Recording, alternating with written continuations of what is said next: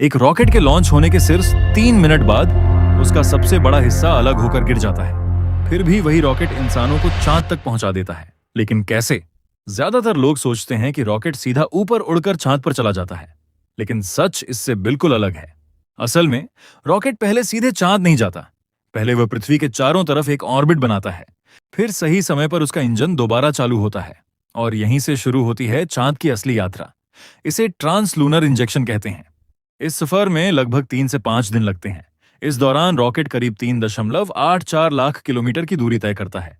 लेकिन सबसे मुश्किल काम अभी बाकी है, क्योंकि चांद पर उतरते समय सिर्फ एक छोटी सी गलती पूरे मिशन को खत्म कर सकती है। सबसे पहले एक बात समझ लो, रॉकेट हवाई जहाज की तरह नहीं उड़ता, क्योंकि अंतरिक्ष में हवा ही नहीं होती। तो फिर ये आगे कैसे बढ़ता है? इसका जवाब छिपा है न्यूटन के तीसरे नियम में। जब रॉकेट अपने इंजन से जलती हुई गैस को नीचे की तरफ बहुत तेजी से फेंकता है, तो उतनी ही ताकत उसे ऊपर की तरफ धकेलती है। इसी फोर्स की वजह से रॉकेट पृथ्वी को छोड़कर अंतरिक्ष की ओर बढ़ता है। लेकिन रॉकेट के लिए सिर्फ ऊपर उड़ना ही काफी नहीं था। सबसे बड़ी चुनौती थी पृथ्वी की ग्रेविटी से बाहर निकलना। अगर रॉकेट की स्पीड कम हुई, तो वह वापस पृथ्वी पर गिर जाएगा। इसलिए वैज्ञानिक उसे लगभग 11.2 किलोमीटर प्रति सेकंड की रफ्तार तक पहुंचाने की कोशिश करते हैं। इसे एस्केप वेलोसिटी कहते हैं। लेकिन यहां भी एक ट्विस्ट है। मून मिशन में रॉकेट हमेशा पूरी एस्केप वेलोसिटी हासिल करके सीधे नहीं जाता। पहले वह पृथ्वी की ऑर्बिट में पहुंचता है और फिर सही समय पर चांद की तरफ बढ़ता है। लेकिन असली सवाल अभी भी बाकी है। अगर रॉकेट इतना भारी होता है, तो उसका ज्यादातर हिस्सा रास्ते में ही क्यों गिरा दिया जाता है? क्योंकि रॉकेट को अपने साथ पूरा रॉकेट लेकर चांद तक जाने की जरूरत ही नहीं होती। रॉकेट के अलग अलग हिस्से यानी स्टैजेस होते हैं।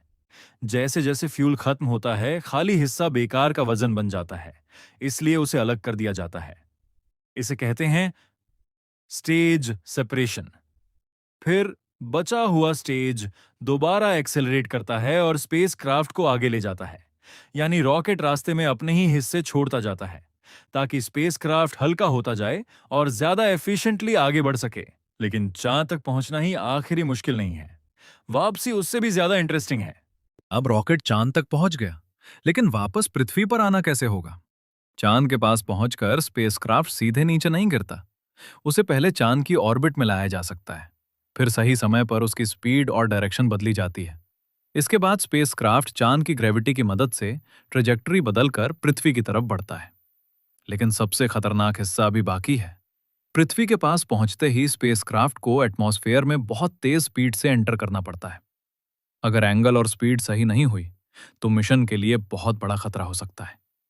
और यहीं से शुरू होती है स्पेसक्राफ्ट की सबसे खतरनाक जर्नी, री एंट्री। अब स्पेसक्राफ्ट पृथ्वी के एटमॉस्फेयर में आ चुका है, लेकिन इसकी स्पीड अभी भी बहुत ज्यादा है। तो इसे जमीन तक सुरक्षित कैसे लाया जाता है? सबसे पहले एटमॉस्फेयर खुद स्पेसक्राफ्ट को धीरे करने में मदद करता है। फिर सही ऊंचाई पर पैराचूट्स खुलते हैं और स्पीड तेजी से कम होने लगती है। कुछ स्पेसक्राफ्ट में इसके बाद लैंडिंग के लिए एयरबैग्स, थ्रस्टर्स या दूसरे सिस्टम्स भी इस्तेमाल किए जा सकते हैं। और आखिर में स्पेसक्राफ्ट जमीन या समुद्र पर सेफली उतर जाता है। मतलब चांद तक पहुंचना मुश्किल था, लेकिन वापस सही सलामत आना भी अपने आप में इंजीनियरिंग का कमाल है।